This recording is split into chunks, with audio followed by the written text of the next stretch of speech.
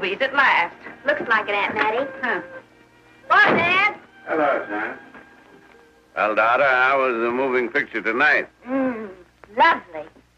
Mice, that's what it was. Just a lot of mice. There wasn't anybody killed in the whole thing. Oh, well, then I'll stick to these. These don't talk. And that big cluck Norman Maine was in the picture tonight. Never does anything but kiss a lot of girls. Norman Maine is one of the best actors in pictures. You and your movies, that's all you think about. You shouldn't be allowed to go to them at all if you're asking me. Too bad I was so busy in the kitchen. I didn't hear anybody asking you. Hello, Granny. Hello, darling. But of course, no one ever listens to me. They do if they're within 10 miles of you. Gadding around picture shows. House all cluttered up with movie magazines. And the other day, I caught her talking to a horse with a Swedish accent. Now, sis, we're only young once, you know. Ah, Hollywood. You'd better be getting yourself a good husband and stop mooning about Hollywood. You know what she wants to do? She wants to go to Hollywood. I've known it all along. I've seen her making faces in the mirror and talking to herself. That's what comes of your movies. Why, what would you do if you did go to Hollywood? I'd be an actress. I would, I tell you. I've always known I could. Guys, wouldn't it be wonderful to have a movie star in the family? Oh, Miss Blodgett, may I have your autograph? You may not know it, Alec, but you're practically on your way to bed. Oh, Miss Blodgett, you're my favorite actress. Won't you tell me the secret of your success? Oh, let me alone. I asked her what's come over you. I'll tell you what's come over her. She's just a silly little girl whose head has been turned by the movies. And the sooner she forgets the whole thing, the better off she'll be. Why will I be better off? What's wrong with wanting to get out and make something of myself? What do you do that's so much better? Just because you're satisfied to sit here all your life, you think you can laugh at me. Well, someday you won't laugh at me. I'm going out and have a real life. I'm going to be somebody. Now, if it was spring, I'd say give her a good dose of sulfur and molasses.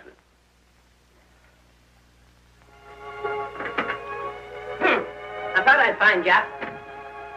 Oh, stop that. Now, stop crying. That isn't going to do you a bit of good. Oh, I'm crying because Aunt Mattie and Alec make me so mad. Oh, Alec and Aunt Mattie. Fiddlesticks. They're not important. You're the only one that counts.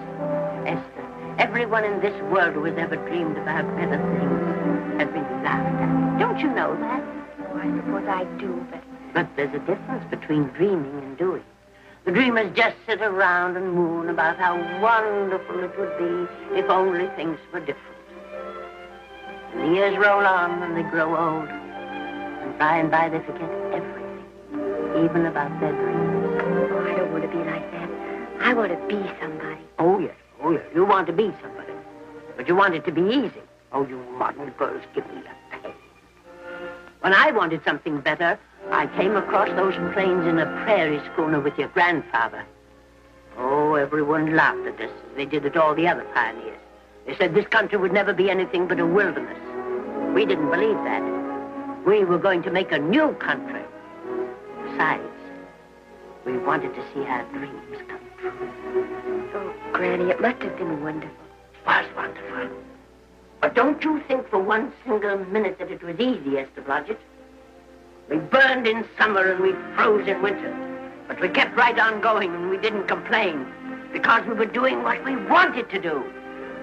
Can you understand that? Yes, I can. Could you do it? Could you do it even if it broke your heart? Because remember, Esther, for every dream of yours you make come true, you'll pay the price in heartbreak. Oh, I know what I'm talking about. You may not believe it, but I was a young girl once. A very pretty young girl. A lot prettier than you are. And I was in love with your grandfather. And when some Indian devil put a bullet through him, that is as if it had gone right straight through my heart, too. And I remembered all he taught me. And I went right on. I buried him out there in that wilderness with my own hands. And I went right on that same day. And I kept right on going, even when your mother was born. Oh, Granny, I want to make it worthwhile.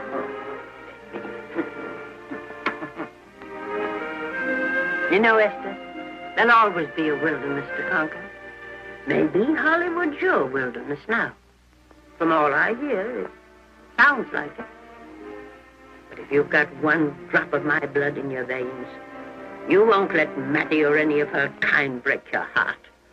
You'll go right out there and break it yourself. That's your right. Here. Oh, here. Stop that nonsense. Here. Take this and go to your Hollywood. Oh, I can't take your money. Well, why not? It's your savings. Well, I was only saving up for my funeral. Now I don't think I'm ever going to die. Oh, Granny, how can I ever thank you? By giving me your word of honor that you'll never tell a living soul where you got that money. I promise. Remember, if you do, I'll have you arrested for robbing me.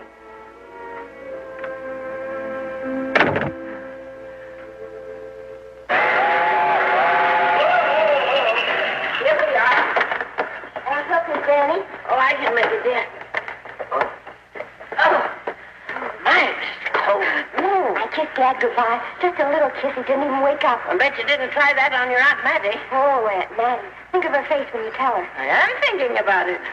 I've waited for that chance for 30 years. Here she is, girl. Oh, thank you, Clinton. Really, sir. Well, come on. Here's your prairie schooner.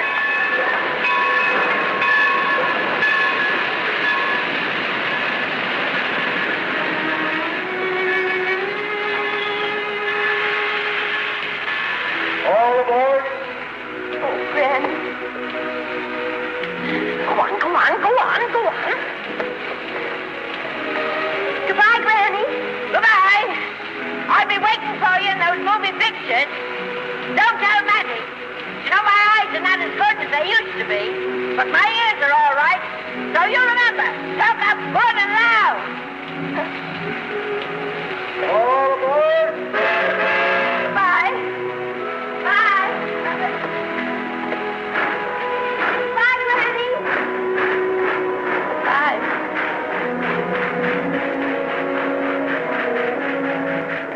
You want to go home now?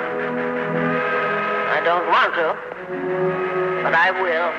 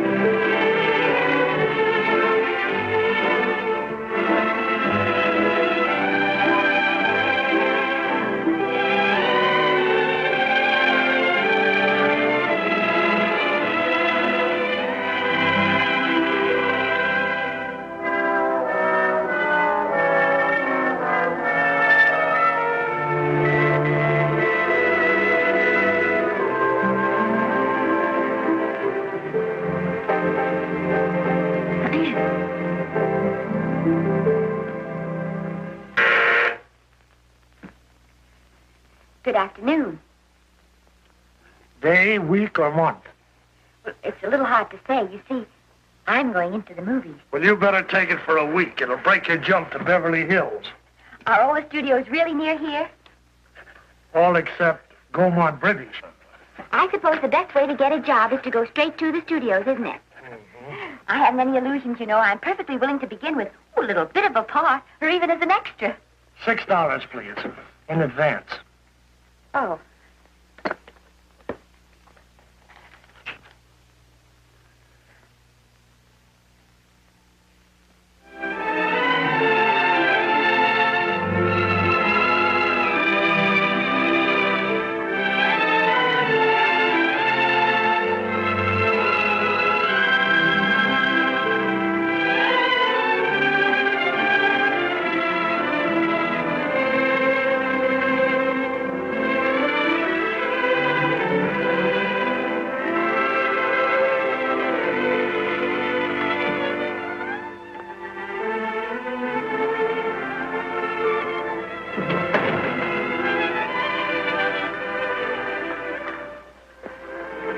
I beg your pardon.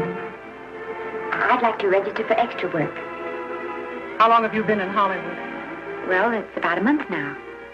We haven't put anyone on our books for over 2 years. Come here. I'd like to show you something.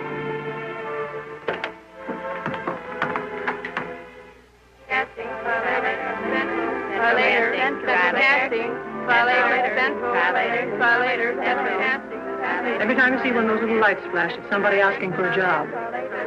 Every time you hear them say, try later, it means there isn't any job. You can't keep the girls at the switchboard long. They go crazy. Every one of those little lights thought it was going to be a star. Still want to go in the movies?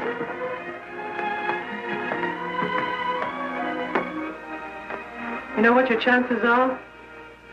1 in 100,000.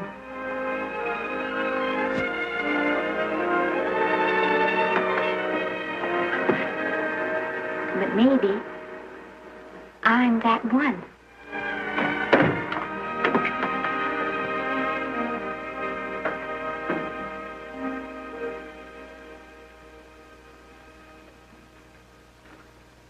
Any phone calls for me, Mr. Randall? Well, no.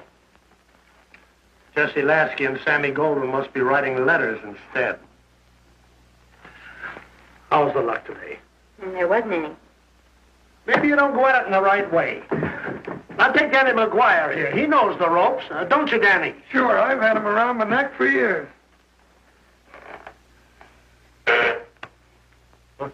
What? Oh, Miss Blodgett. Danny McGuire, our new tenant. How do you do? Mr. McGuire is a big director. Oh, are you really? Oh, could you possibly use me in a picture, Mr. McGuire? Because I haven't had much experience, but I don't think that really matters if you're willing. And Now I really listen, feel that... lady. In the first place, I'm not a director. I'm an assistant director. In the second place, if I had any jobs to give away, I'd confer one on myself. And in the third place, you should have stayed back home in the first place.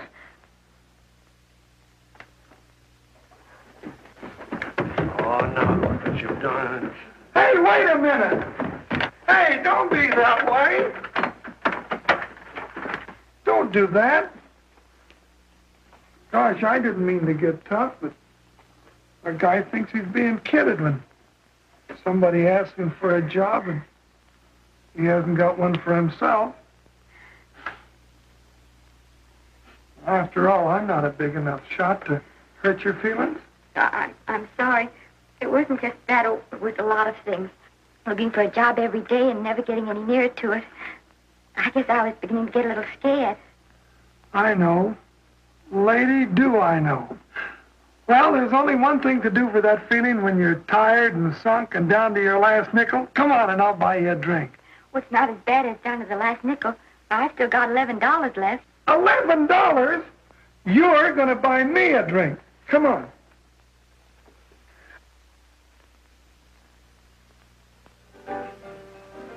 That's right, George. There's nothing like a little rum to take away that milk flavor.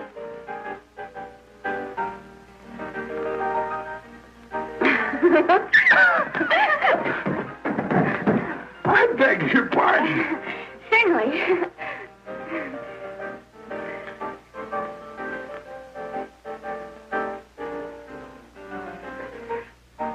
I sign my contract, the first thing I'm going to do is see that you direct every picture I'm in. That's my pal.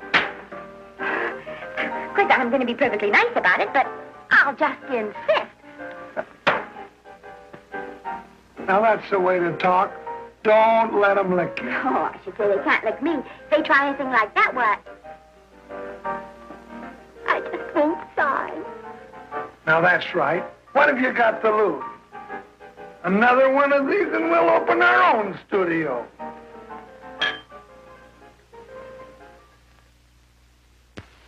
Me.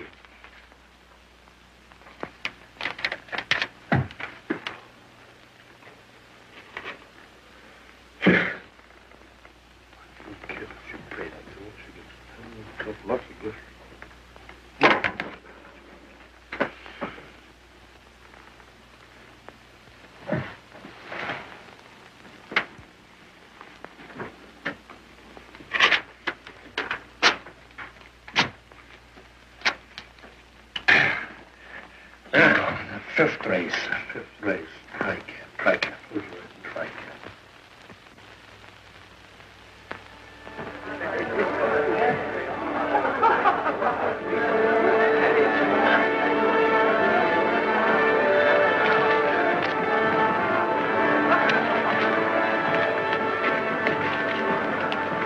Hey, the program's going to be swell tonight. Now, you take this fella Beethoven. I'm a pushover for him. And Chopin, well, he's not so dusty either.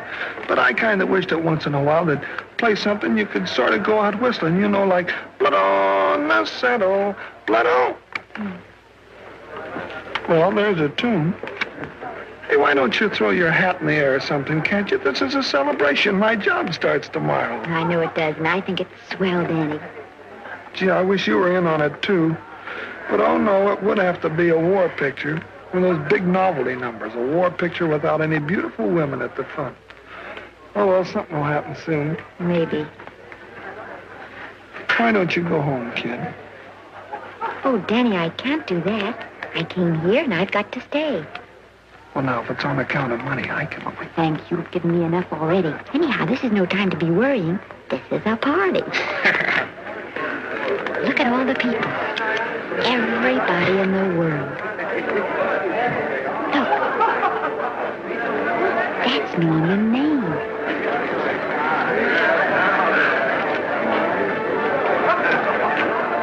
And he seems to have had that one extra cocktail.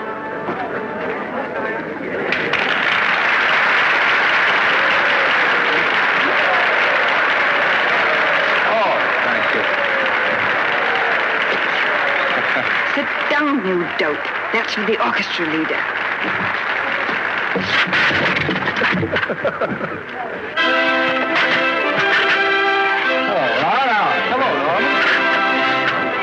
Oh, Mr. Maine. Mr. Maine, put your arm around Miss Regis. Otto, this is a Hollywood Bowl. Oh, afraid of crowds. Go on, get out of here. What's the matter? You getting too big to bother with photographers? Don't want any pictures taken now. Oh, is that so? Well, supposing I take it anyway. Well, shove that brownie number 2 of yours down your throat. Thank you, Mr. Maine.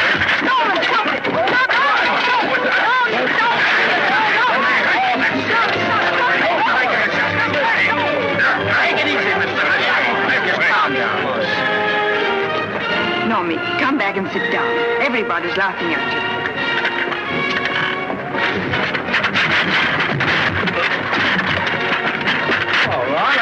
Hi, Norman. Is he always like that? Well, I suppose he has to sleep sometime. Oh, and he's so wonderful on the screen.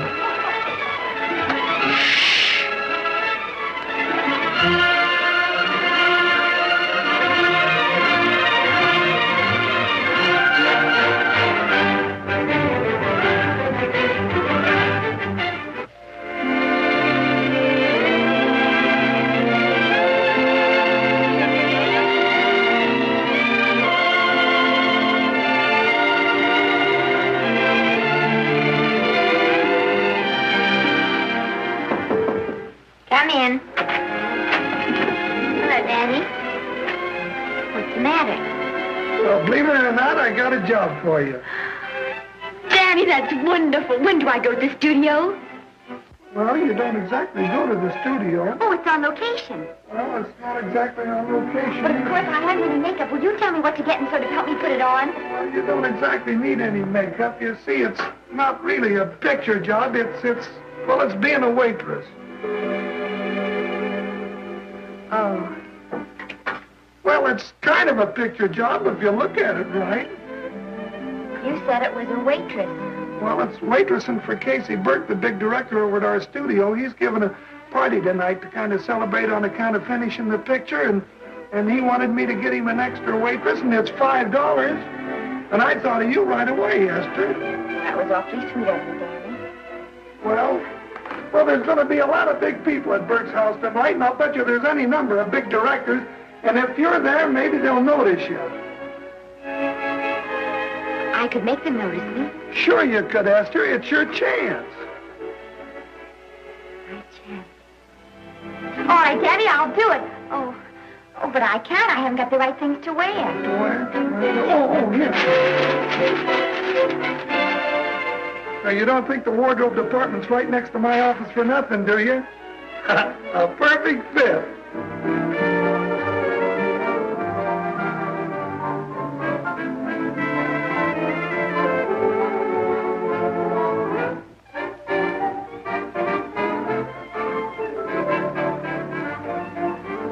Did you get to the preview last night? I did. Would you like a little hors d'oeuvre? They are very nice. Oh, thanks. Well, what did you think of the picture? You should have saved it for Thanksgiving. What a turkey.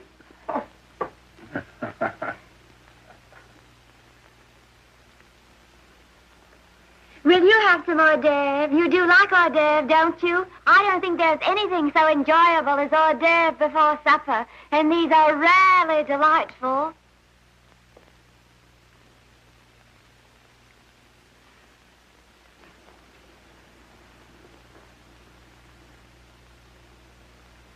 And at the finish, the kid turns around and sings the lullaby to its mother.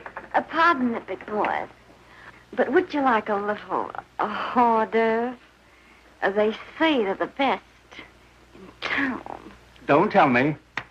I know. Mae West. That's a great twist. But where are you going to find a 2-month-old baby that can sing? Hello, Oliver. Oh, hello, Casey. You want to fire me now? Wait till you see the picture. I'm not a director anymore. I'm a male nurse. What's the matter with the picture? Guy by the name of Norman May. His work is beginning to interfere with his drinking. Oliver, don't tell me I'm to direct his next picture, too. Mm-hmm. You were my favorite producer. Now, wait a minute. You just go right on with your directing. I'll take care of these stars. I know how to handle them. I had a serious talk with Norman after that Hollywood Bowl occurrence, and you don't have to worry any more about his behavior. Excuse me, Mr. Niles. Mr. Libby of your publicity department is on the telephone. He says it's most important, sir. It's about Mr. Maine. Thank you. Oh, it's probably just some little thing. Of course, Oliver. I'll turn on the radio and see if they've called out the National Guard yet. Hello, Libby. What's the good word? Mr. Norman Maine, America's Prince Charming, was apprehended driving an ambulance down Wilshire Boulevard with a siren going full blast. He explained he was a tree surgeon on a maternity case. Well, will it be in the papers? No, it won't be in the papers. But that's a nice, expensive hobby of yours, keeping Mr. Maine's informal entertainments out of the public press. Oh, that's fine work, Libby. Try and see that no one gets to Norman. He's probably home sleeping it off. Oliver. Yeah. Why can't you forget those dopes at the studio for one night? Business, business all the time. I don't know what's going to become of you. Norman! Why didn't you call for me? Oh, by darling, why didn't I call for you? In case you've forgotten, I was supposed to come here with you. Oh, that's all right. I got here without any trouble. The only reason I don't slap your face. Yes, darling, I know. Hello, John. Oh, hello, Well, what's the matter with Oliver? He looks as if he'd had bad news. Hello, Mary. What's the matter, old boy? Maybe I'm wrong. I guess I've been drinking too much lately. Oh, you ought to cut it down. It's bad stuff. Scotch and soda.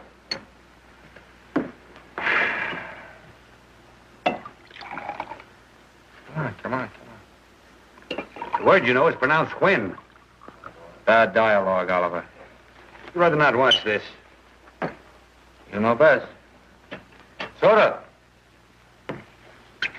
Thank you. Oh. Go ahead and say it. Got it coming to me. Don't make it tougher on me, Norman. I don't want to stand here and preach, but take a look at my side of it. I'm trying to make pictures with you. I know. Costs are going up, and the grosses are going down. No, it isn't that. I've made lots of money with you, and I can afford to take a loss. But I hate to see you going the way of so many others. Why don't you get Lloyd's to insure you against me? You can't get insurance against a man forgetting who he is. You're a great star, Norman, but there's nobody so big that he can afford to have people refuse to work with him. Who doesn't want to work with me? You... Quiet. Listen, I know plenty of people who do. Yes, and so do I. But your real friends can't stand seeing you start to fall apart. What do you mean by that? The first signs are always the same. Not being able to remember your lines. Cameraman struggling to cover your hangovers. And all because you have to have a good time. Every day and every night. Listen, I've warned you for a long time, Okay, Norman. Oliver, you're a swell guy. You won't lose any money on me. I'll promise you that. I'll be ready for the curtains when the time comes. When it does, here's my epitaph. And now I think I'll, have a little drink. Scotch and soda.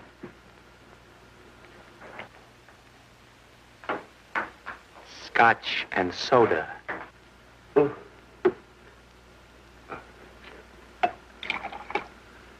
Come on. A little soda? Caviar? No, thank you. Yes, pardon me. Hi. Lovely. No, I mean the caviar. No, don't go away. I'm starving. Really. Which would you take? I don't know. You know? I don't know either. It's hard to choose. I think I'll take caviar. Mr. Maine doesn't care for any more. Do you know me? No. No, Normie doesn't care for any more. I think I shall get very drunk indeed.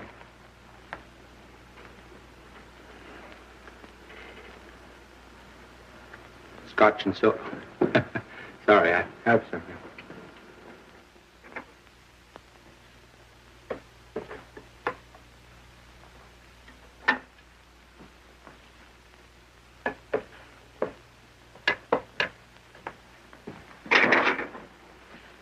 Oh. Mind if I help?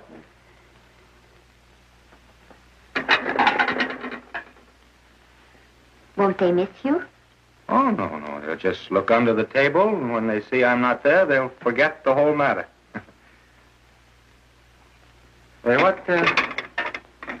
What's your name? Esther Blodgett. My name's Maine. I know. You do? What's so funny? I was just thinking about all your fans and how surprised they'd be to see you here helping me put plates away. Oh, they don't know my finer side. You'd be pretty envious of me, meeting you this way in person. Oh, you do. Well, tell me, are you disappointed? Yes. Now you've done it. Oh, never mind that. That makes the room look lived in. Tell me, why are you disappointed? I was sitting behind you at the Hollywood Bowl the night you didn't want to be photographed. Yeah. I'm told I crept into many a heart that night. Oh, I can never explain this. You know, you have very pretty hair. You better get out of here. And a sensitive mouth. And a charming little Precisely why are you here instead of with the rest of the guests? I'm just trying to be helpful. I see. Are you sure there's no other attraction?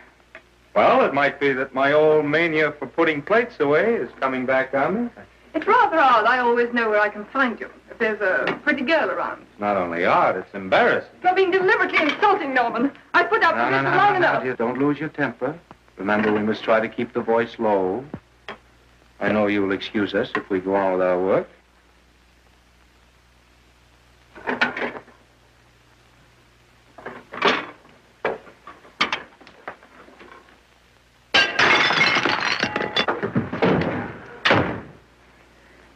Now see what you've done.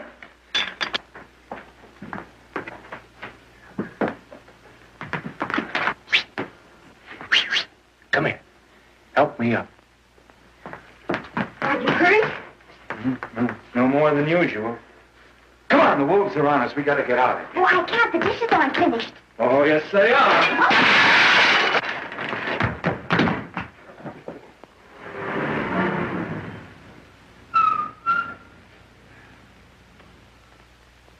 Well, I bet I know what you're going to say now. What? Good night. Good night, and thanks. Hey, wait a minute. Hey, you realize that all I found out about you is that you're foolish enough to want to go into pictures? But why is it foolish? Look at you. Yeah, that's what I mean. No, I'd rather like to go into this matter a little more thoroughly. Oh, that's awfully nice of you. Why don't we go on up to my place and talk it over? Oh, no. Thank you very much, but I really must say good night. Good night. But you're not angry. No. I'm hungry. Well, why don't you go and get something to eat? Good night, Miss Blodgett. Good night, Mr. Maine. Wait a minute. Peter, the least I can do is to see you to your door. Will I see you again? I hope so. Has anyone ever told you that you're lovely? Well, now you know. Thank you.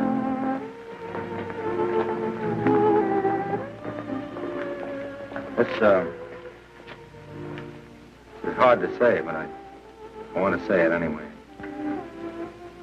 You know, on the screen, in private life, well, you know. But whatever I do, I still respect lovely things. And you're lovely. You understand? Yes, I think I do. And it isn't that bump on the head that's doing this. Well, I'm glad.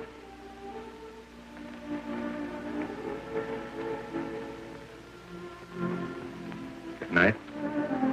Good night.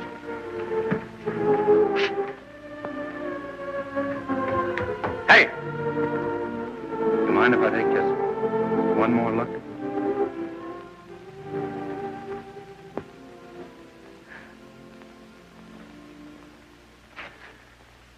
Go away. Quite impossible. I wouldn't even consider it. No.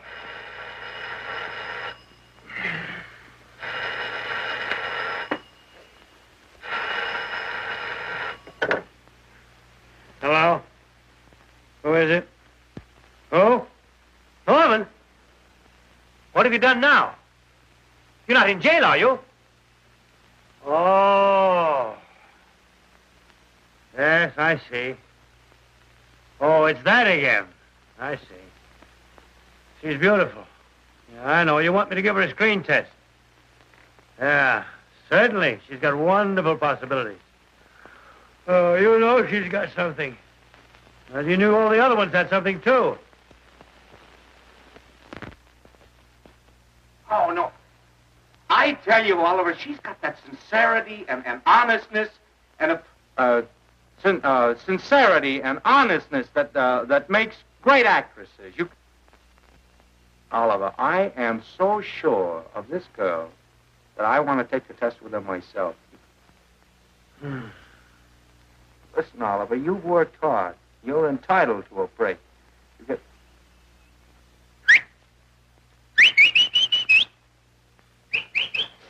Yes, I heard you.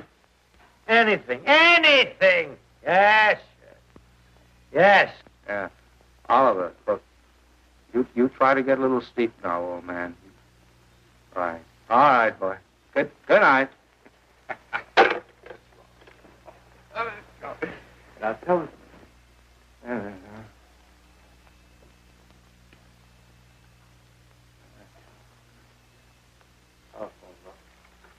Telephone book.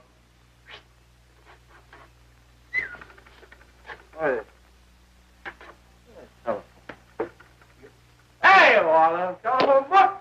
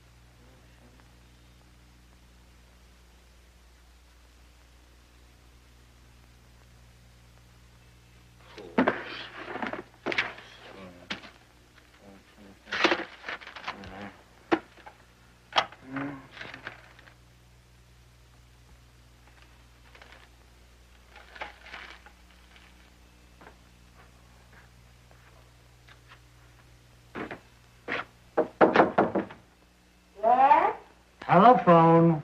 For me? Some drunk trying to be funny says he's Norman Maine. Oh, thanks. I'll be right down.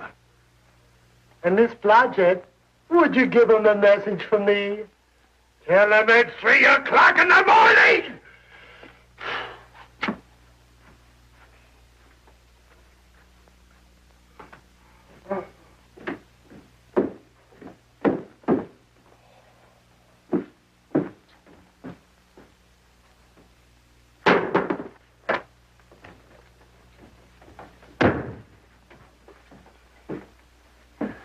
Hello?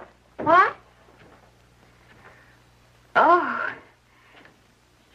Oh. Oh. Oh, yes. I'll be there. Oh, thank you.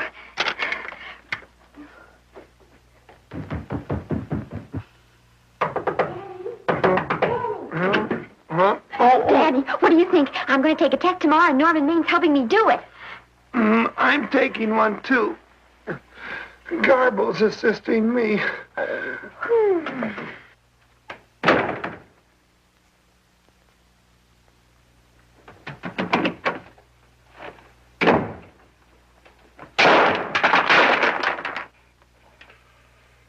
Oh.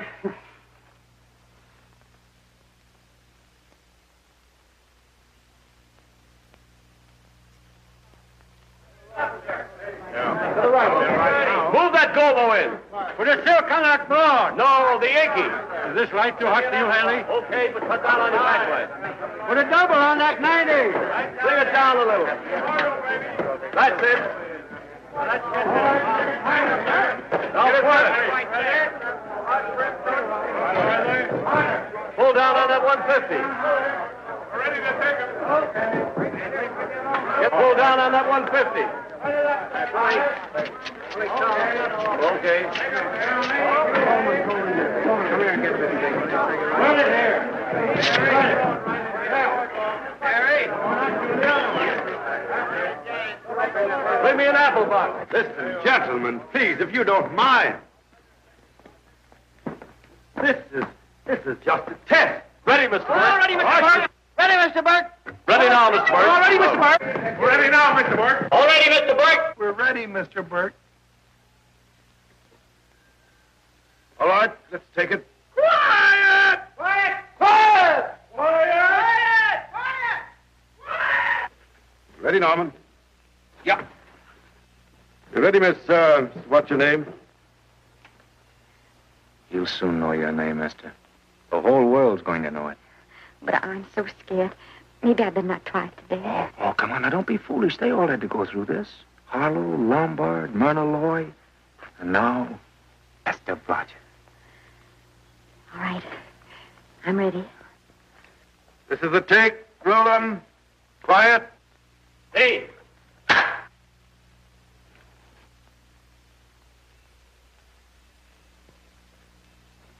I may as well tell you that my whole organization thinks I've gone a little nuts to sign you. Maybe they're right. I've been nuts before. You see, all the experts seem to think that your type is a little mild for present-day taste. But I rather believe that tastes change, like eyebrows. And I think that also like eyebrows, tastes are going back to the natural. You look like a nice girl. I think I'm going to like you. That's not important. I think the public will like you. That is important. Oh, yes. I see what you mean. I mean, I know it is. Only don't think it's going to be easy. Nothing you really want is ever given away free. You have to pay for it. And usually with your heart. Someone else told me that once. But you still have to work it out for yourself. Oh, well, all this is just a long way of saying, I'm glad you're with us and good luck to you. And now I'm going to turn you over to our demon press agent, Libby. Don't let him frighten you. He has a heart of gold, only harder. And for the love of Pete, learn to close your mouth and keep it closed, even in your love scenes.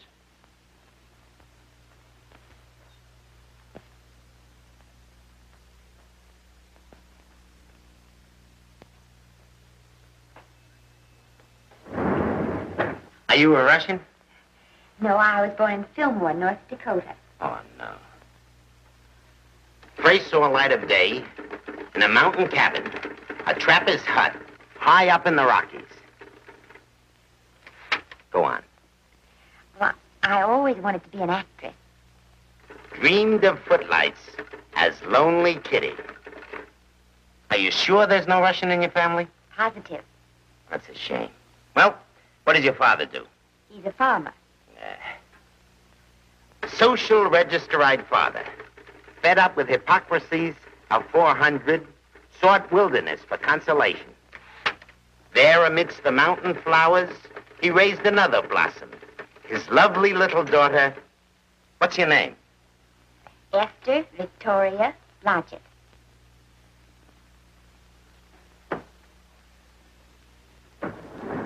Greatly appreciating your attention in this matter, very truly. Do you know what her name is? Esther Victoria Blodgett. We'll have to do something about that right away. Esther Victoria Blodgett. Well, that Blodgett's definitely out. Let's see, Esther Victoria. Vicky. How about Vicky? Oh, I think that's terribly cute. Let's see, Vicky. Vicky what? Vicky. Pronounced Vicky. Siesta, Besta, Sesta, Desta, Festa. Oh, that's very pretty. Jester, Hester, Desta, Lester. Vicky Lester. Oh, I like that. Say it. Vicky Lester. Say it again. Vicky Lester. Say it again. Vicky Lester. Say it.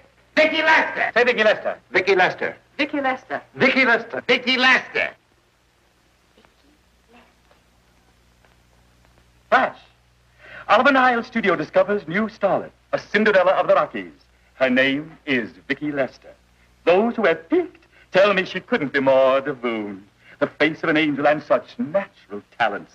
Her voice is a symphony. Her very walk, they tell me, is enough to drive men mad. Not that way. Get the lead out of your feet. Lift them up.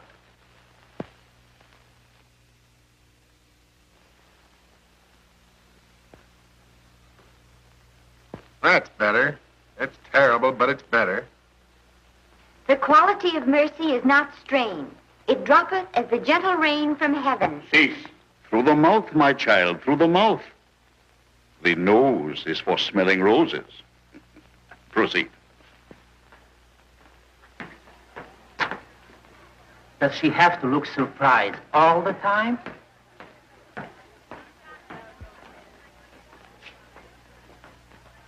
Anyway, it's just a rough sketch. Pretty small mouth, eh? Oh, well. Give her that Crawford smear.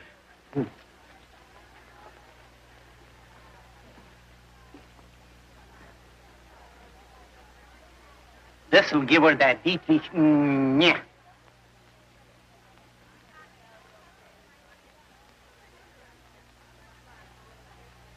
We're on the wrong track. She still looks surprised.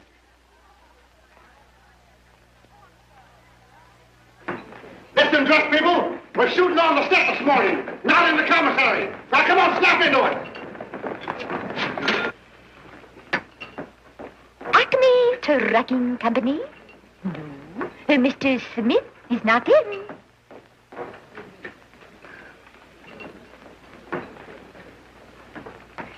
Acme Trucking Company? No.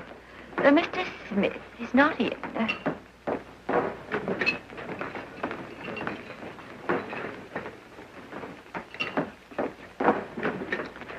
Good morning. What can I bring you, Mr. Maine? That just shows how long you've been here. Mabel, bless you. How soon are you and I going to be married, huh? I don't know. You'll have to ask my mother.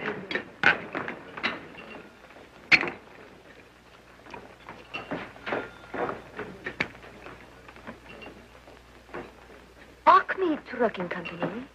No, Mr. Smythe is not in.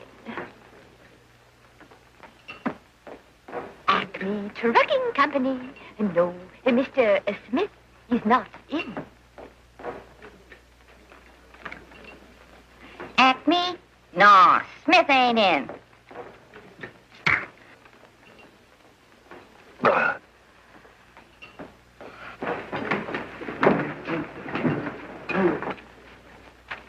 Acme Trucking Company? I'd like to speak to Mr. Smith, please. Mr. Smith is not...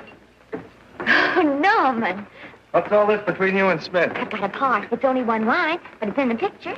It's ambition that made you break that date with me last night. Well, I had to be here so early this morning, and So did I. I had to stay up all night to make it. you've started your picture, haven't you? No, we're still in the testing stage. You can't seem to get the right girl for the lead. Gee, you think with all the girls there are that... Yeah, I know, but this one's got to be different. She's got to be little and cute and sweet, intelligent. It'll blow me down. What? Will close my tired old eyes. What is it? Hold everything. Come on. Come on.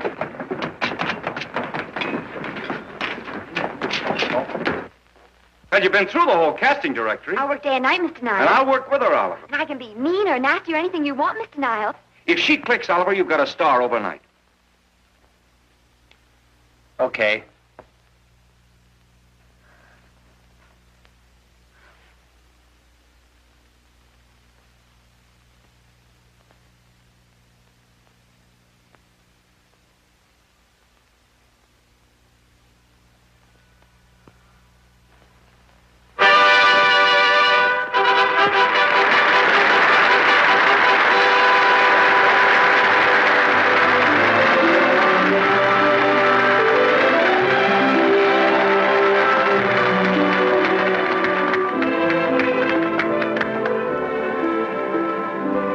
Wait till you hear them at the end of the picture.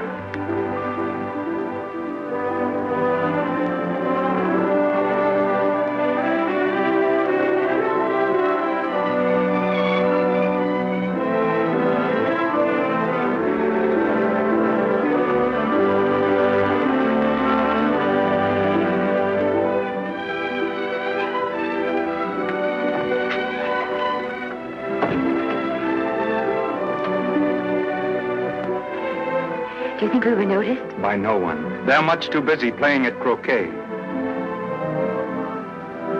I've loved you all my life. But we only met 2 days ago. That's when my life began.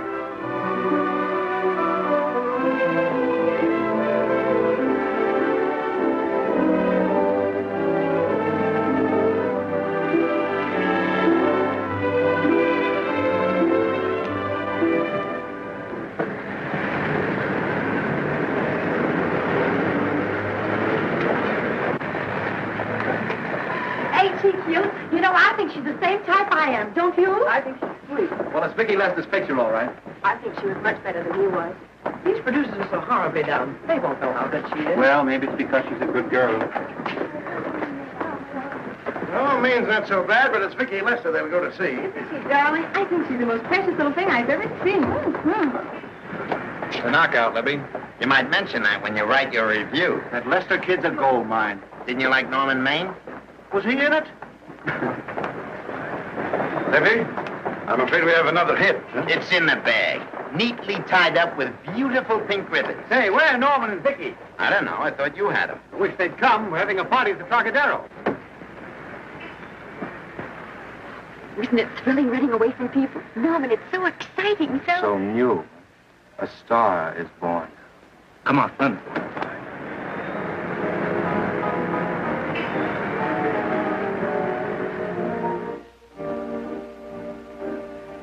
It's wonderful, isn't it?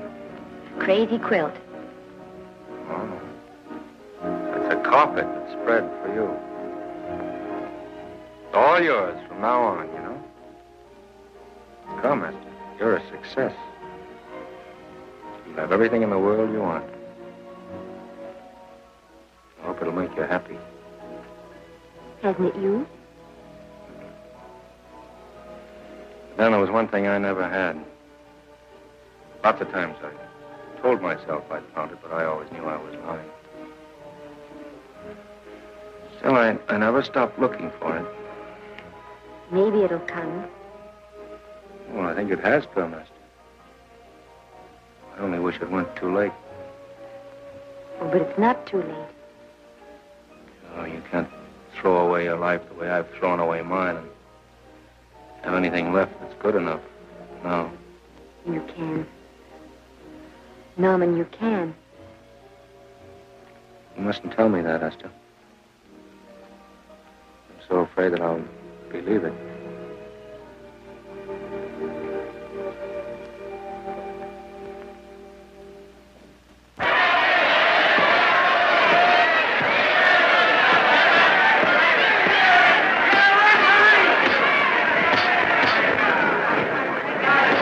Gotcha. Shoot your right. Swell, isn't it? Lovely. What's Gotcha getting? Can't you hear me, Gotcha? Shoot your right.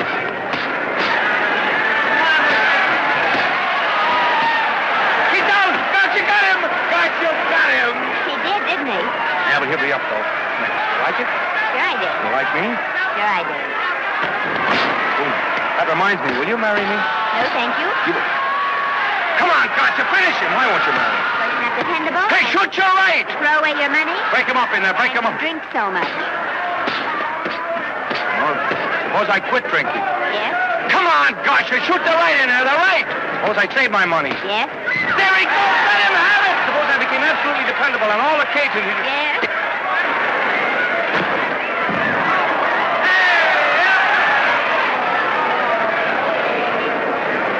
Hey, Gotcha. He got him.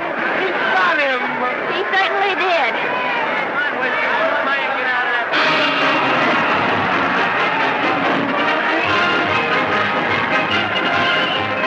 Gee, that's a beautiful fight.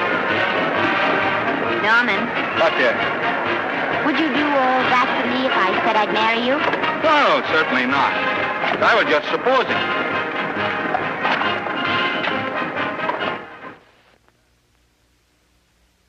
We're going to be married. Guess I didn't read that line right. I'll try it again. We are going to be married. Both of us. Yeah, to each other. What do you think of that? Well, when? Where? Well, we thought we'd elope in the conventional manner. What's the matter? It's trying to decide whether it's good for the studio. Is it? It is. And bless you, my children. When's it going to happen? Oh, we thought we'd just sneak out sometime. We're not telling anyone but you. Listen to this. The screen's ideal romance blossomed into breathtaking reality today when Vicki Lester and Norman Maine, America's dream lovers, slipped quietly through the portals of holy matrimony. How does it sound? Horrible. But you see, we're going to elope. Sure you are. It'll be the biggest elopement this town ever saw. We'll get a tie-up with the Army, have you escorted all the way down to Yuma by 20 of their new bombing planes. Is he going with us? Don't you think we can work this thing out better alone? No sense in bothering the happy couple with all the details. I'll see to it that you get a carbon copy of the whole layout. I can hardly wait. I'm sorry we didn't realize that we were in the way. While you're settling the details, you don't mind if I take this woman out and buy her a ring, do you? Sure, go ahead. We want everything legal. That's a charming match. A nice girl like Vicky. And public nuisance #1. Now, wait a minute, Libby. Norman's all right. And if you'll pardon my pointing, Vicky's business is her own. It doesn't require any comments. I wasn't making any comments. I just said it was a rotten shame. So go ahead and plan the elopement. Oh, that elopement stuff is out. You can't get any scope in that. We're going to have a wedding. Where'll we have it? Customary place, I believe, is a church. Nah, it's been done. This has got to be something big. The beach. I can visualize it. The bridesmaids in bathing suits. 20,000 Santa Monica school children spelling out the word love. It's a novelty, but is it big enough? Why not the city hall? A police escort of every motorcycle cop in town. Sirens screaming, confetti pouring out of buildings like the Lindbergh reception in New York, only on a big scale. What's the matter? Isn't it big enough? And now if any man can show just cause why these two may not be lawfully joined together, let him now speak or else hereafter forever hold his peace. Do you, Alfred Henkel, take this woman as your lawful wedded wife? Will you love, comfort, honor, and keep her in sickness and health as long as you both shall live? I will. Do you, I beg your pardon. Do you, Esther Blodgett, take this man as your lawful wedded husband? Will you obey, serve, love, honor, and keep him in sickness and health as long as you both shall live? I will. Place the ring on her finger. Hurry, please. Now, by virtues of the power invested in me as Justice of the Peace of San Bardo Township, County of Los Angeles, I pronounce you man and wife.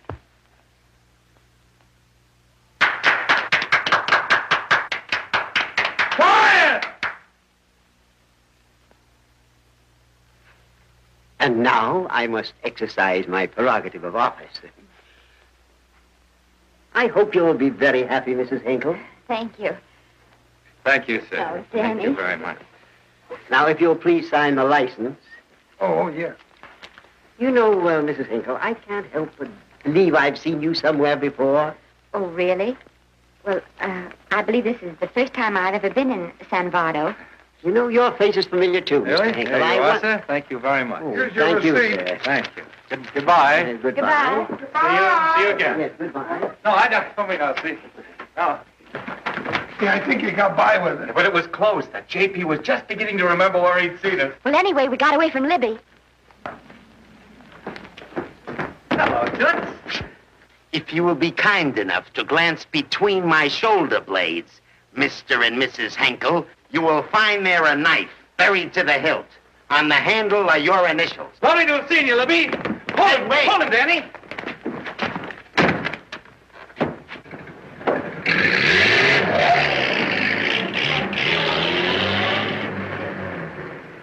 There go a couple of rats I raised from mice.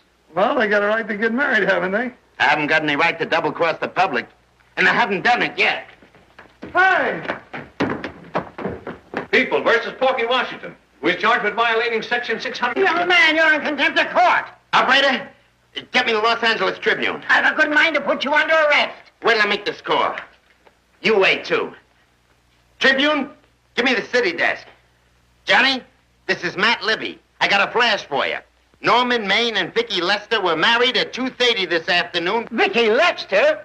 Court recess.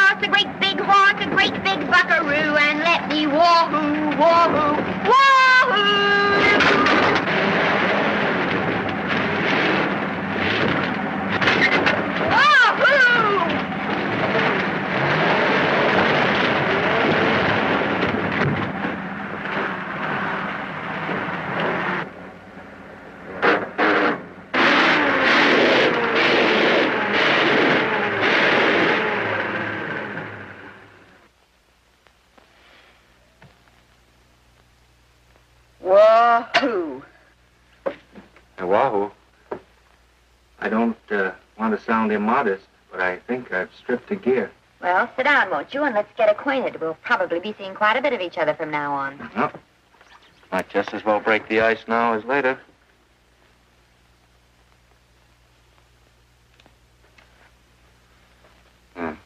Now we're old friends. Hey, have I got time for a shower before dinner?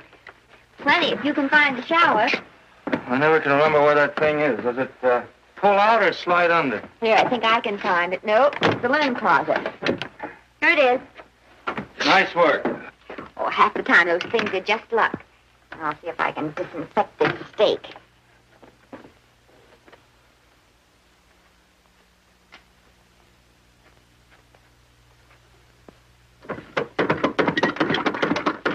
Hey, Esther, there's no soap.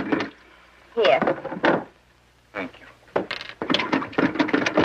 Oh, and that's, Yes, dear? I'll need a washcloth. Oh. How you fix the cigarettes? You know I never smoke underwater. Well, what do I do to make this thing work? Pull that gadget at the top and pray for rain. Well, I can't reach it. I can't get my hands up. If you've gone in there with your arms down, you'll never get your bath. Unless you're a contortionist. Yeah, well, I'm not a contortionist, and don't throw that up to me now. You knew it when you married me. Will you close this door, please?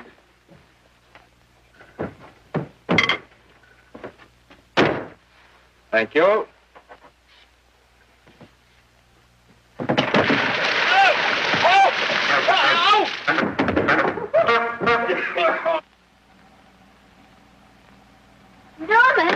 Norman, here comes the car. You got it. Huh? Here, quick. Quick what? Quick, go out and stop them and ask for help. Oh, I'll catch cold. Oh, you'll get warm again. Yeah, don't, dear. They'll recognize me. Now, if you keep your face down, go on. There may not be another car for a week. Well, Howdy, partner. Howdy. Stuck? Yeah, how'd you guess it? Can you get us some help? Well, I reckon not. You know, it's a long way to town. We're pretty busy down at the place. Well, I got to get out of here. I've got my wife with me. Does she like the country? No, and we're short of food. There's a lot of game in them woods. You know, well, my wife can't shoot. Well, you're sure up against it. Sorry I can't do anything for you. Well, wait, listen, I'll be frank with you. I'm Norman Maine. Who? Norman Maine. Well, my name's Judd Baker. Glad to have met you. Well, so long. Hey, wait a minute. Listen, you don't...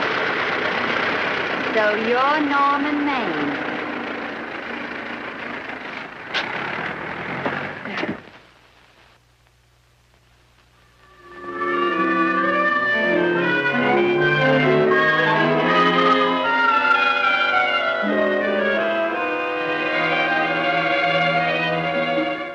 I got my prestige to look out for.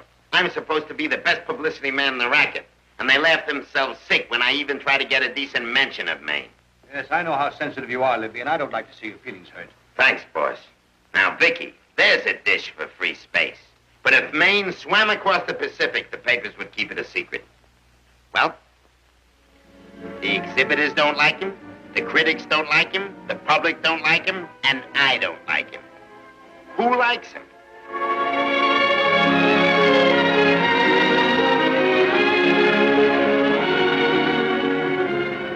Oh, but, darling, this is almost too much of a surprise. And there I was in my touching innocence, thinking we were going to live at the beach house. Oh, we'll still keep the place at Malibu. But this is special. This is our castle. It used to be in the air, you know? Well, we'll never use any ugly words like contracts and pictures and careers. When we come in those gates, we'll check the studio outside. Come on, I got another little surprise for you.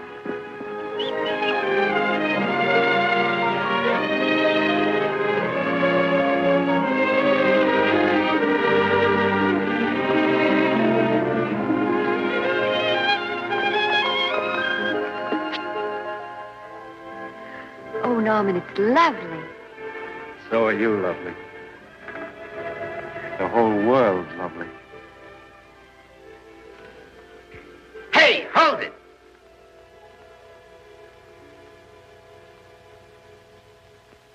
That's it. Caption: their honeymoon never ends.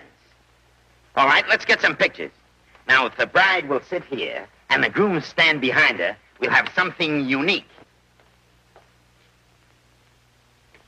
Now let's go after something different. You sit down, and she'll stand up. Pretty radical, isn't it? Yeah, but in a nice way. Okay, Otto, fire. Caption, their honeymoon begins anew. Ah, the producer. Caption, their honeymoon ceases abruptly. Hello, Oliver, glad to see you. No, I'm glad you're back. Thank you. Vicky, how well you're looking. Hello, Oliver. Am I interrupting? Yes, thank you. Just want a couple more pictures. That's enough of both of them. What they're asking for is exclusives of Miss Lester. Alone. Oh, I see. Well, come on, Oliver, let you and me get exclusive. See you later, Vicky. But don't worry, Otto. My camera smashing days are over. They ain't your only days that are over. Oh, hold that, Miss Lester. Gorgeous. Well, Oliver, how's the dividend situation? Very pleasant. I think we'll show $2 million on the next quarter. Oh, smart move of mine to sell my stock, eh? Oh, well, when you need money, you need it. Well, some people save up for just such an event. You know, there's bound to be a rainy day occasionally. Yeah, but as a citizen of California, I've always refused to admit that. Yes, I know, but still it does rain. Well, anyway, you can thank me for some of those dividends of yours. Mm-hmm. Oh, can't you? Oh, sure. That was a little too quick, Oliver. Matter, the Enchanted Hour was a smash hit, wasn't it? Well, it made Vicky a star overnight. Yes, it should have. How about me? Oh, let's talk about business at the office, Norman. Beautiful pool you have here. Beautiful. Oh, now let's talk about it here.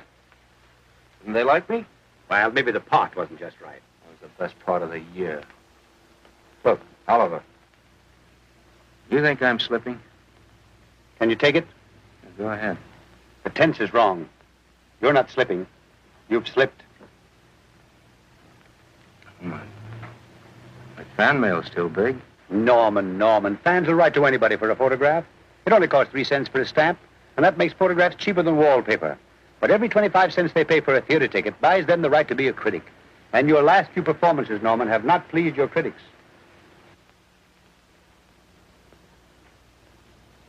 You remember I told you I'd be ready for the curtains when the time came? Here it is. Let's call off the contract, no hard feelings. We're not quitting, either of us. There's no explaining these things. We've all seen how the public turns. Maybe we can turn them back. I've got a swell script lined up for you. About Esther. If you think that I'm going to get in her way... Well, as a matter of fact, as it happens, there's no part in this story for her. I'd more or less planned to star her in a picture of her own. With that young Pemberton opposite her. He's coming along nicely. Good for young Pemberton. All right, Oliver. We'll make a try at it. Let's hope it's not too late.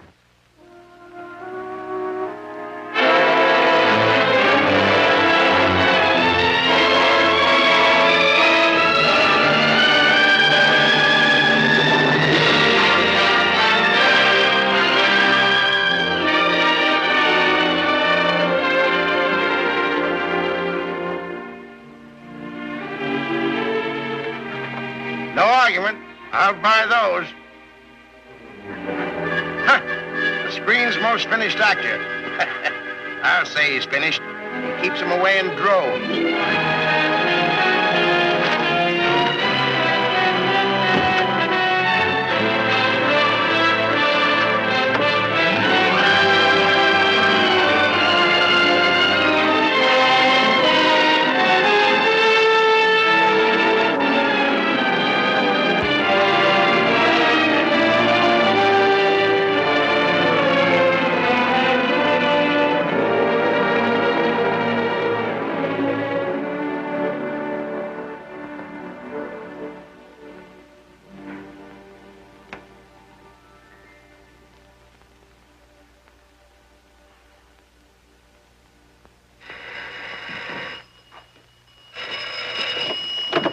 Hello?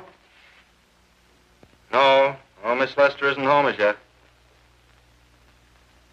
No, I'm not the butler.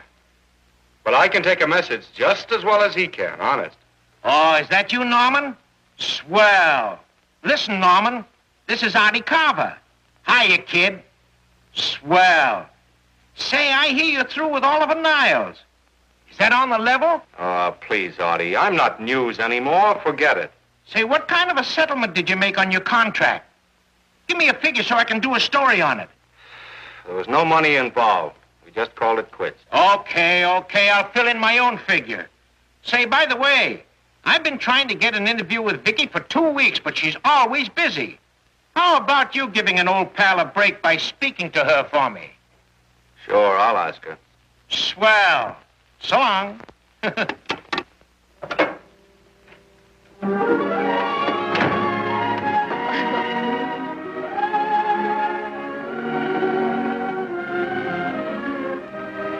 I didn't mean to be late, darling, but Casey wanted... All right. You're here now. What's new today? Nothing. Haven't been out of the house. Let's go somewhere tonight. No. You're tired. We'll stay in. I'm not tired, really. Oh, yes, you are. You've got a hard day ahead of you. Anyway, I see so little of you, I'd like to have you to myself. Oh, but it's the servants' night out. We haven't any. Yes, we have. I fixed a little snack with my own lily white hands. I'm learning to cook in my spare time. Then I think I'll marry you. I get it. You want to make an honest cook of me. Comes in on wheels in this joint.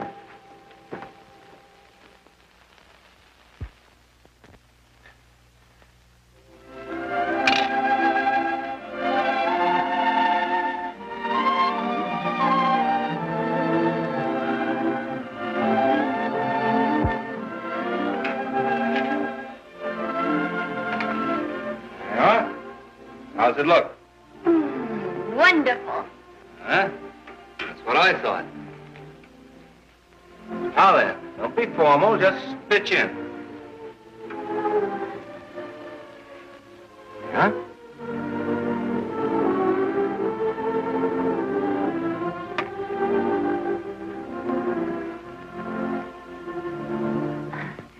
I'm afraid my mouth's not quite big enough.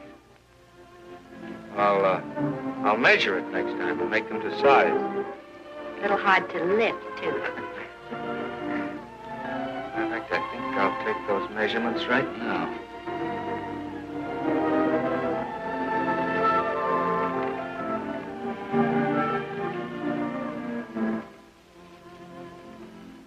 That's what I wait for. All day.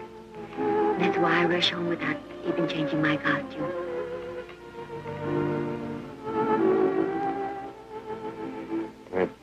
We're forgetting that we're hungry. Would you like a sandwich? Thank you. I still have a little work on this one.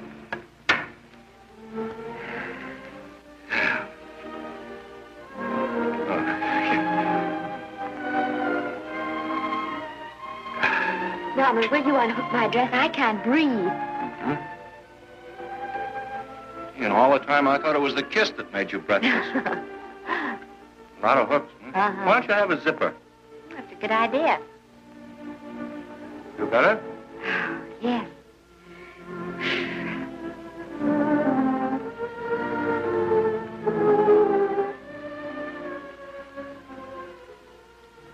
Don't look now, but I think that guy on your left is in love with you. I hope so.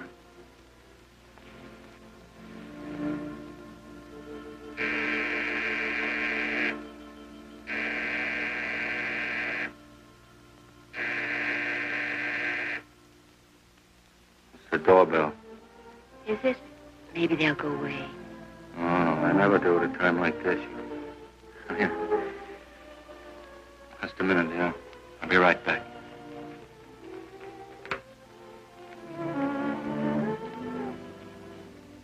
Does Vicky Lester live here? Yes. I got a package for her. I'll sign for it. Who are you? I'm her husband. Oh, sure. I'm right here, Mr. Lester.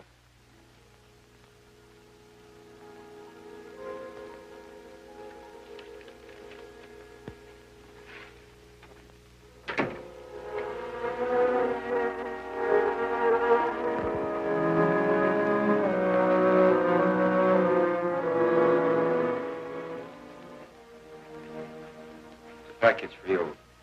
Oh, by the way, I forgot to tell you, They want you for a benefit at Shrine Auditorium next Wednesday night.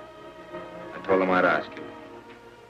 And, Oh, darling, I don't want to hear about that now. well, you better wait till I finish before I forget them all. The Academy dinner secretary phoned. She wants to know if you want a table reserved for you. Oh, yes, Artie Carver called and asked if I'd use my influence with you to get him an interview. I told him I'd try. That was all, I think. Oh, Norman, let's don't talk about those things now. We're forgetting the wonderful food you prepared. I'm not very hungry now. I think I'll fix me a little drink.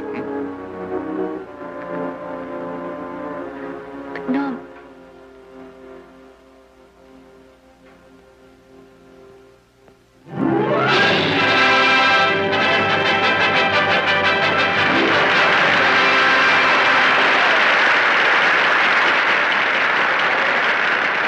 Norman would come. Stop worrying. And think how nice that statuette is going to look on your mantelpiece. Do you suppose anything's happened to him? But of course not. He's just been held up in traffic. You think about that statuette.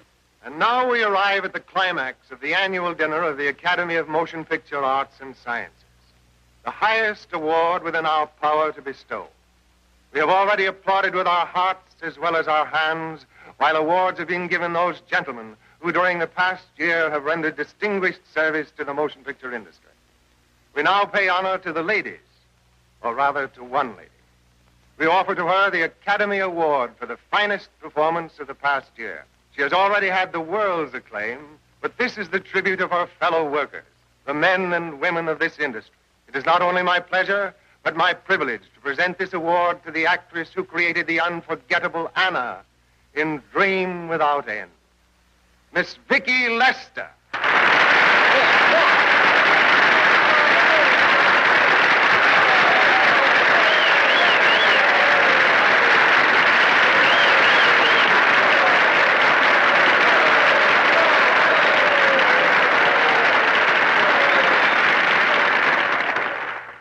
What more can we say, Miss Lester? This says it all for us.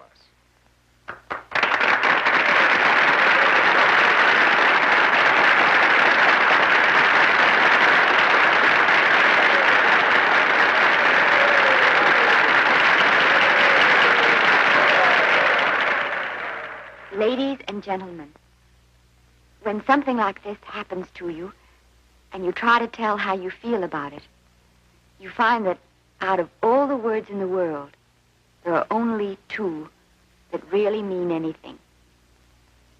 Thank you. All I can do is to say them to you from my heart. All I can do is to keep on saying them. Hey, that's fine. All the same. That's a very pretty speech, my dear. Very pretty. You said the right thing. I want to be the very first one to congratulate you on that valuable little piece of bric-a-brac. Now I want to make a speech. Gentlemen of the Academy and fellow suckers, I got one of those once for a best performance. They don't mean a thing. People get them every year. What I want's a special award, something nobody else can get. I want a statue for the worst performance of the year. In fact, I want 3 statues for the 3 worst performances of the year, because I've earned them. And every single one of you that saw those last masterpieces of mine knows that I've earned them. Libby, start the music. What I'm here to find out is, do I get them or do I get them? I'll answer yes or no.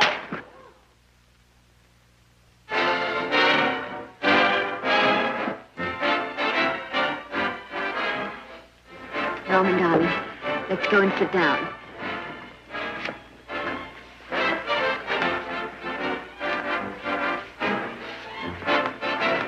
Come on, Norman, sit to that.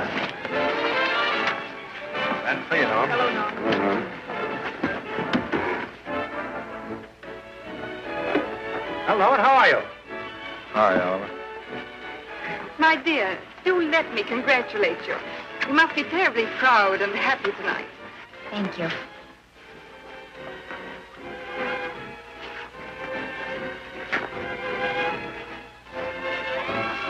Somebody give me a drink.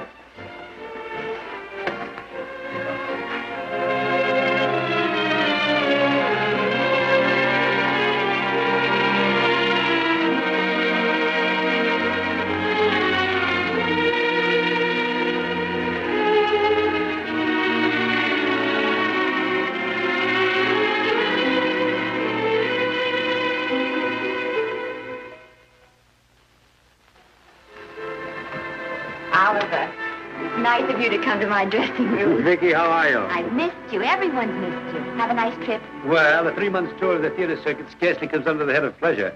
But the way they're screaming for your pictures all over the country. Miss Lester, if I may talk shop, you are a knockout. Thank you. It's good to hear that. You've been crying. A little. How's Norman?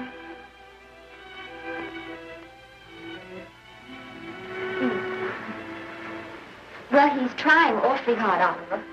Letting Norman leave this studio was the hardest thing I ever did.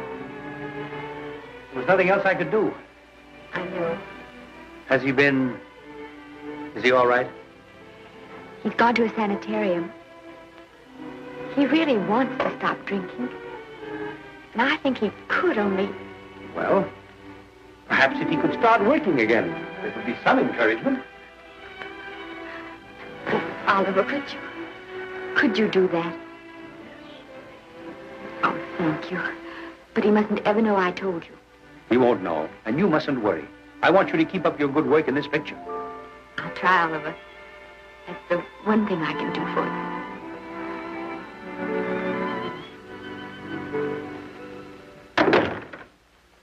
If you'll just sit here, Mr. Niles, I'll have Mr. Maine brought down.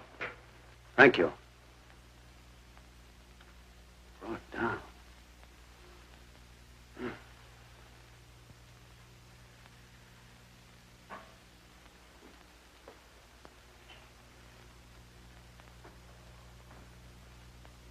Hello, Oliver. Welcome to Liberty Hall. Hello, Norman. Well, no, Mr. Niles isn't slipping me a case of scotch, Cuddles. This is just a handshake. This is Cuddles, Oliver, my social secretary. We go everywhere together. How are you feeling, Norman? Fine. Getting along remarkably well, Cuddles tells me. He says you ought to see some of the boys. Let's sit down. Yeah. Cuddles, we really don't need you. Touching, isn't it? Can't bear to have me out of his sight. Are you comfortable here, Norman? Comfortable. It's positively luxurious. They even have iron bars in the windows to keep out the draft. How much longer are you going to be here? Oh, well, I'm really cured now. I'm just staying on for an extra week or two to get in good shape, you know. After all, there's no particular hurry to return to the cameras. That's what I wanted to talk to you about. I've got a script with a fine part for you in it. Oliver, that's great. That's great. Who plays opposite me? Well, it is not exactly the lead. Young Pemberton's doing that. But I tell you frankly, I consider your part better than the lead. Oh, I see. It's better than the lead. Well, of course, it isn't terribly long. But it's one of those parts that makes an impression on you. They'll be thinking about you all through the picture. Mm-hmm. Well, the thing is, Oliver, I'm pretty well set at another studio. I'm not at liberty at the moment to tell you which one. You know yourself how those things are. Of course. But it's a big picture. It's one of the biggest of the year. Mm-hmm. And the part. Every actor in Hollywood would give his teeth to play. Well, that's fine, Norman. Naturally, that will tie you up for a while. But we won't get to this picture for some time. And perhaps, if you want to consider it for later on, well, I'll tell you, Oliver, you'd better not count on me. See, I've got several pictures lined up after this one. Then they're talking to me about England. You know, they're doing some very interesting things over there, you know. Mm-hmm. Hey. What is it, Cuddles? Speak right out. We all love you. For dinner. Oh, here we dine at 5:30 here. Makes the nights longer. Well, goodbye, Norman. I'm glad to see you getting along so well. Be out in no time. I'll have to introduce myself all over to a lot of people. They won't know me when I'm not drinking. Goodbye. Goodbye, Norman. Thanks for dropping in. Well, Cuddles? Alone at last, eh?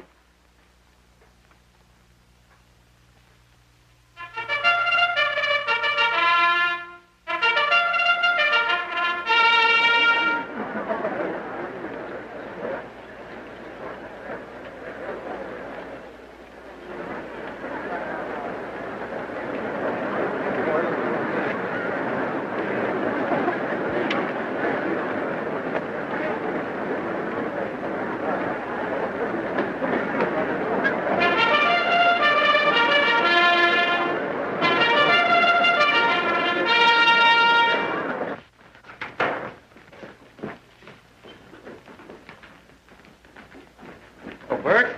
Sam? How are you, Marion? Oh, hello. Hello.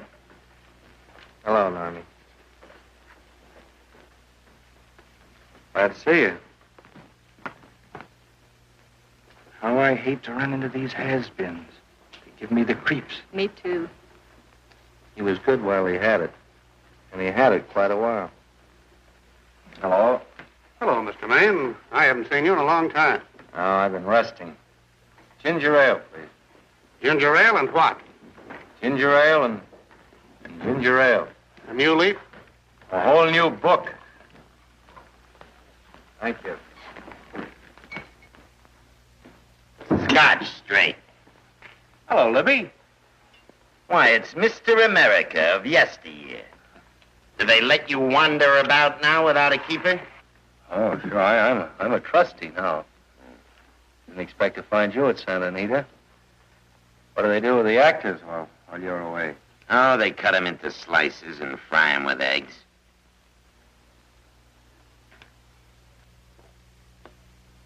I suppose you'll be here all the time, now that you've retired from the hurly-burly of the silver screen.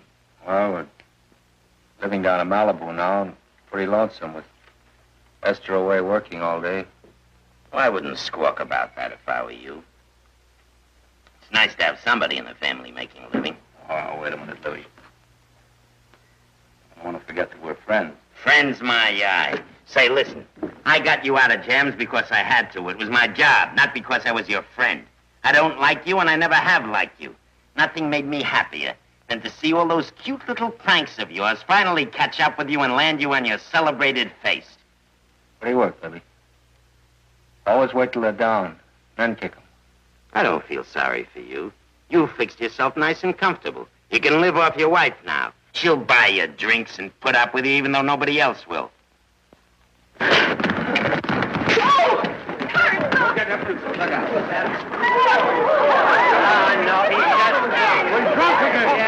on, front. Hey, wait a minute. Come on outside for you, wife. I'm Norman Maine. Well, that's not my fault. Oh, don't bother to toss him out. He's harmless. All right, Mr. Libby, if you say so. Sure, let him go. What can he do? He can't fight any better than he can act. It's Norman Maine. Oh, he's drunk again. Why, he's been drunk for years.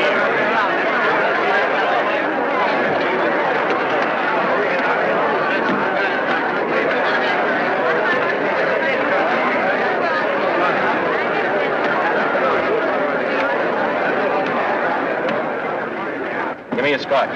Double. Leave the bottle here.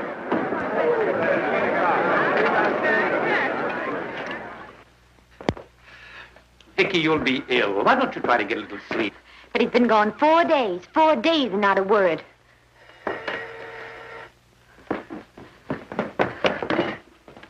Oliver, I can't. I just can't. Hello? No, this is Oliver Niles speaking. What? Where? Thank you. What is it? Nothing. Oliver, tell me. He's in the night court. He's been arrested on a drunk charge. Now, he's all right. He isn't hurt. I'm going right down and get him out. I'm going with you. Vicky, it isn't any place for you, and if it gets in the papers, What there'll do be... I care about the papers? I'm going with you.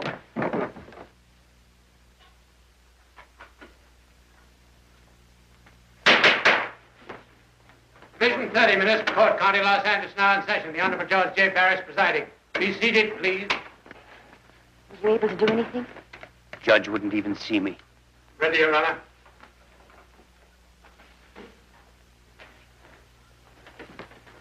I want to advise you that you're entitled to be represented by counsel, to be confronted by the witnesses that may testify against you, to compel witnesses to attend on your behalf to a public and speedy trial by the court or by a jury, and the right to be admitted to bail.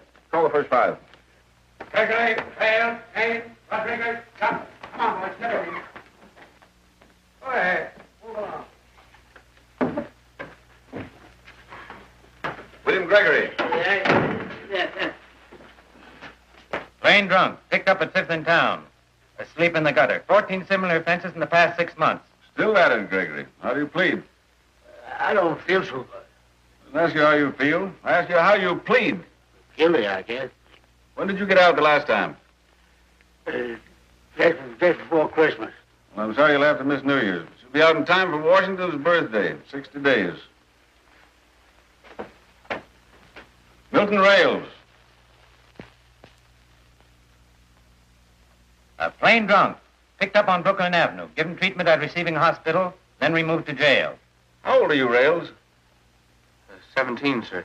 Did you take a good look at those men in the cell with you last night? Yes, sir. And have you taken a good look at yourself this morning? No, sir. I suggest that you do. $5 or 2 days. Sentence suspended. Oh, Judge. Alfred Henkel, more commonly known as Norman Maine. Drunk and disorderly. Cracked car into tree at Sunset and Coronado. Evidently been drinking for days. Resisted arrest and injured one of the arresting officers. How do you plead? Guilty. You're Norman Maine, the actor, aren't you? You've come pretty low, haven't you? There isn't a man here who's had the advantages you've had. Look what you've done with them. You're nothing but an irresponsible drunk, driving about the streets with the power to inflict death or injury on innocent people. I think I'd better deny you that power for a while. 90 days in the city jail. Please wait.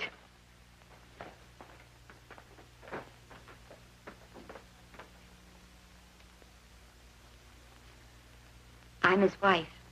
Yes, I recognize you, Miss Lester. Please, Judge. I promise you this won't happen again. I'll be responsible for him. If you just won't send him there. You realize that this man, when drunk, is obviously a menace to public safety?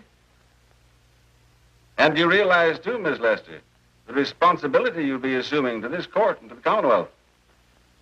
I do. Sentence suspended. Prisoner remanded to custody wife. Thank you. You can get him at the jail entrance, madam.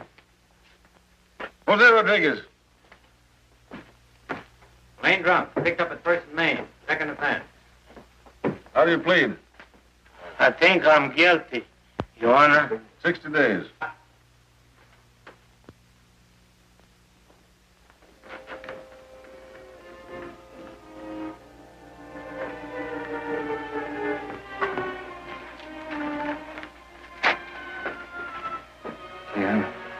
I'm so tired. Hold it, Mr. Maine, for picture.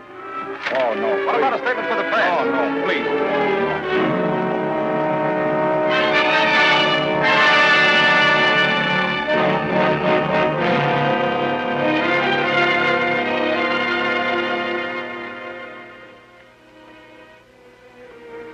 He's still asleep. He's been asleep nearly all day. It's the best thing for him. Awful to see this happen to someone you love. And know in your heart that it can't get any better. I only know that all I can do now is stay with him and try to help him. So will I. And between us, we'll take care of him. You're very fond of him, aren't you, Oliver? I'm very fond of both of them. Then I know you'll understand what I have to tell you. And after what happened last night, I think you already know what it is.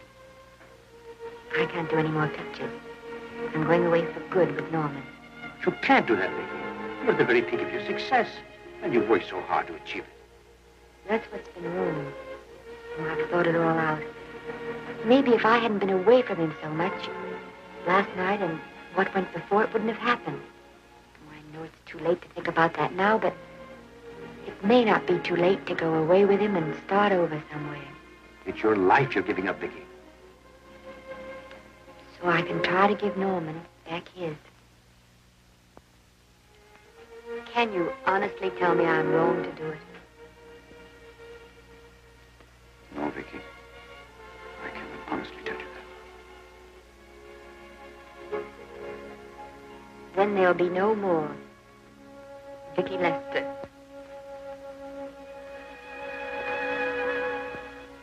Come on, walk to the door with me.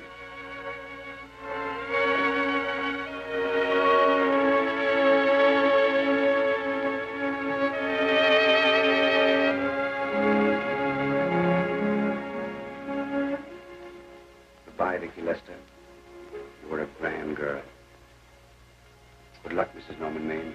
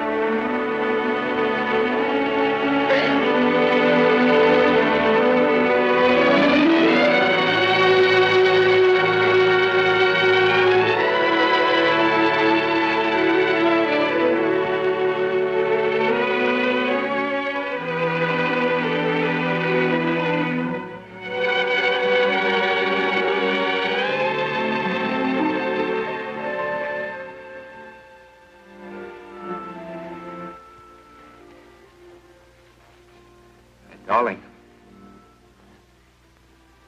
this is Maine coming in to apologize again. I'm sorry, dear, but it isn't you. What other troubles have you got? None. I was just playing a scene with myself. Now look, I'm just coming out of the jitters and you're just going into them. This is a swell household. Isn't it? I'll tell you what we'll do. I'll promise to brace up if you'll go on the wagon. I guess I have been drinking too much. You know what I'm going to do? I'm going to be an athlete. You mean with great big muscles and everything? Well, roughly speaking. Gonna join the YMCA? It costs too much. I'm going wading out in our front yard. No? Sure. Would you like me to go with you? Sure, if you'd like to.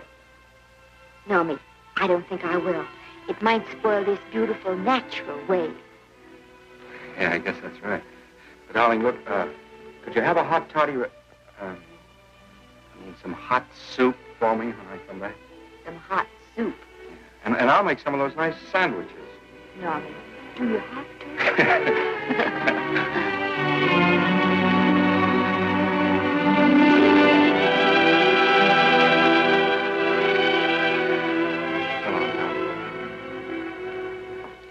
I don't stay in too long.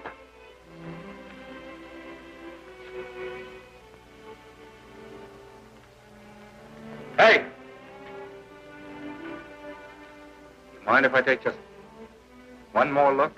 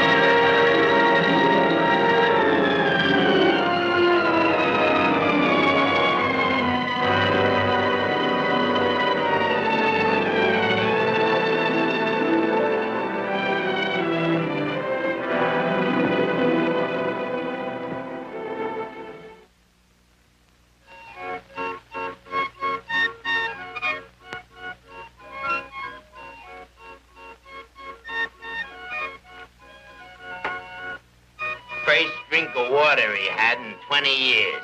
And then he had to get it by accident. Pardon. How do you wire congratulations to the Pacific Ocean?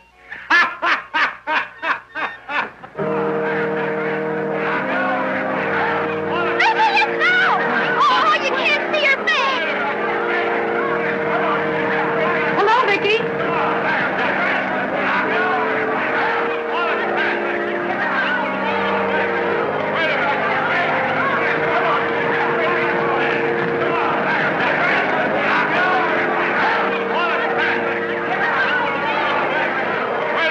Can't you? Come on, Vicky, let's see your face. Vicky, will you sign my book for me? Write Mrs. Norman May. Don't you care, Vicky? You get over it.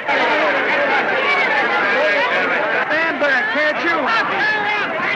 Don't you cry, dearie. He wasn't so much.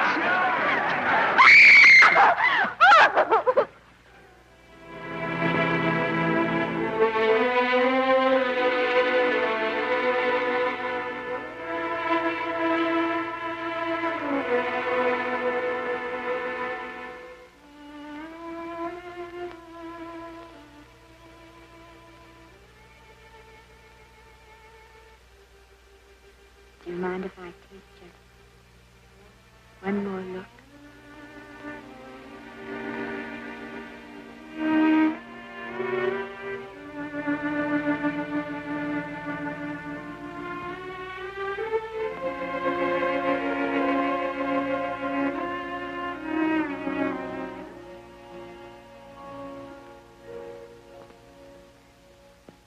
Here are the paychecks for the servants, Graves. You'll find a very nice bonus in each one. Miss Lester asked me to thank you for your kindness and service.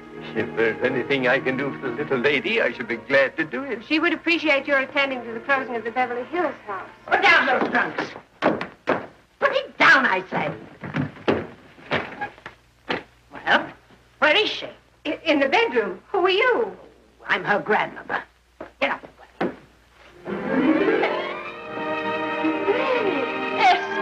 Granny, darling. Oh, I'm so glad to see you. What made you come? Oh, I know when I'm needed. Now get out of here. Go on. Get out of here, all of you. I want to talk to my granddaughter alone. I came just as quickly as I could. But I'm going home. I sent you a wire yesterday.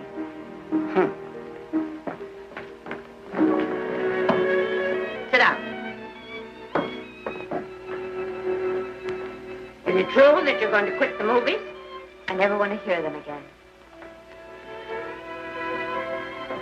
What are you running away from, little girl? I'm not running away. It's just that I can't go on. My heart isn't in it anymore. Once I told you, if you get what you want, you have to give your heart in exchange. And you said you were willing. Do you remember? I remember. It seems to me that you got more than you bargained for. More fame, more success, even more personal happiness. Maybe more unhappiness. But you did make a bargain. And now you're whining over it. I don't think I'd feel so very proud of myself if I were you, Esther. I'm not, Granny. My mind's made up.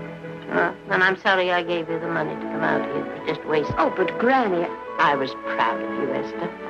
I was proud to be the grandmother of Vicky Lester. It gave me something to live for. Now I have it ended. I know. Oh, I want to be strong, but I can't go on. You must. Tragedy is a test of courage. If you can meet it bravely, it will leave you bigger than it found you. If not, then you'll have to live all your life with a coward. Because no matter where you may run, you can never run away from yourself. I never knew Norman Maine. He wrote me a very sweet letter when you were married. He said you told him how much I meant to you. And I know just how much you must have meant to him. You know, Esther, I can't believe that wherever he is, he can be very happy, knowing that his death broke the spirit of the little girl he praised me so highly for raising. And I can't believe that he can be very proud, knowing that all his great love did for you was to make you a quitter. The car is ready, Miss Lester. We'll have to go now to make the train.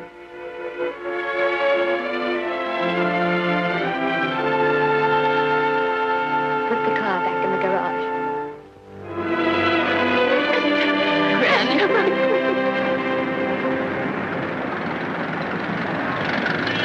The entire picture industry has come to the Chinese theater for this opening tonight.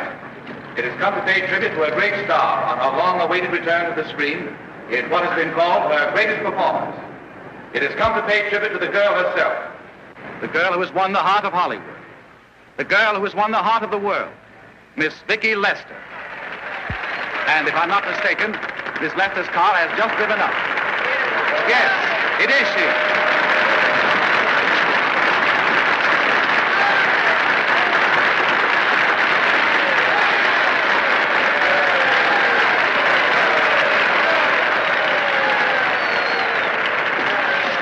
This doesn't scare you too much. I scare very slowly, young man. Next file, folks, please.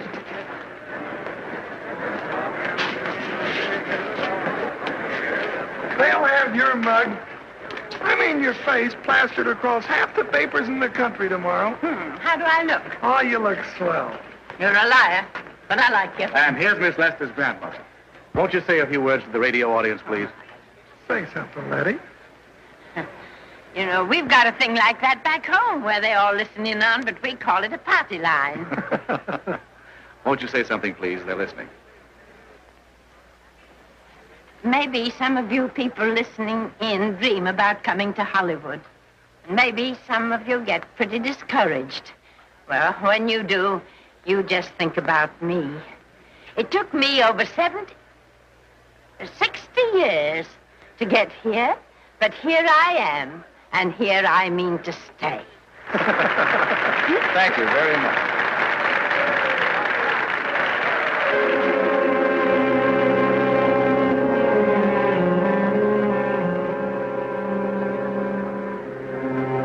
Miss Lester. This microphone is on an international hookup. Hello, everybody. This is Mrs. Norman Maine.